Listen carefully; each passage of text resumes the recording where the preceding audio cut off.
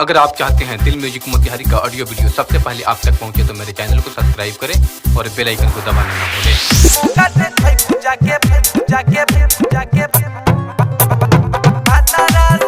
Music by किशोर मौर्य।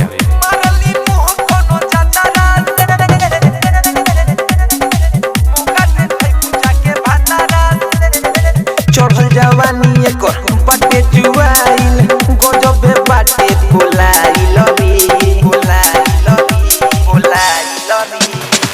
चढ़ल जवानी एकर बाटे जुआइल गजबे बाटे बोलाइल रे मारली मुँह कोनो जतारा से मुका देखै पूजा के भातारा से मारली मुँह कोनो जतारा से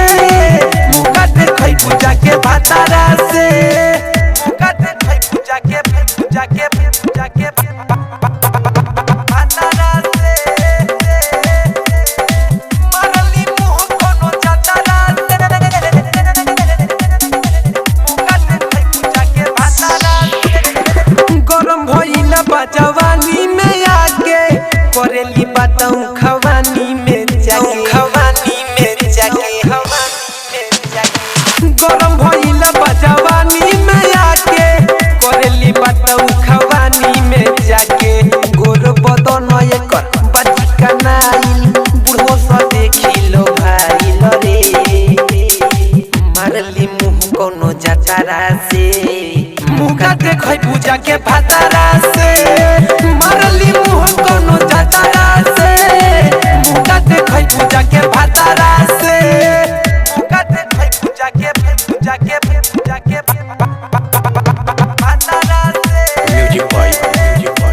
किशोर मौर्य।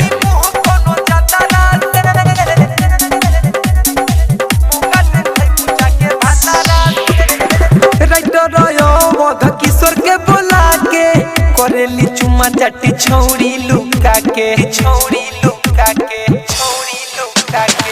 बाबा ठाकुर सन तनु के बोला के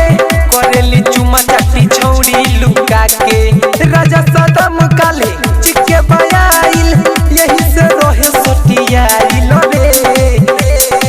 मारली मुँह कोनो जतारा से मुका देखै पूजा के भातारा